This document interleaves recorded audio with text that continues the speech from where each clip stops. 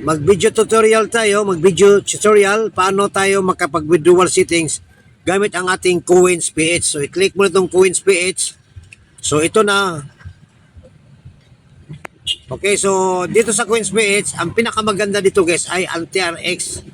Kasi mura lang ang gas fee, no? So dito ka sa portfolio, dito ka sa portfolio, pwedeng i-receive mo, click mo receive, tapos deposit crypto. Ganun lang guys, simple. Tapos piliin mo na yung TRX. O, tapos click yung Tron. Tapos ito na yung account. Ito na yung e-wallet address. Tapos click mo lang itong copy. O, copy wallet address. O, or pwedeng dito din, click mo, copy na yan. So nakasave na yan. Ganun lang guys. Punta ka na ngayon sa ating global account. Okay, so nandito sa ating global account. I-click mo na itong part menu. Tapos i-click mo itong my account. Tapos withdrawal settings. Yan. Okay, so i-click mo itong Tether USDT. Okay, so dito by this time, pag Coinsbase, maganda TRX, no? Kahit naman depende, kahit alin dito pwede guys.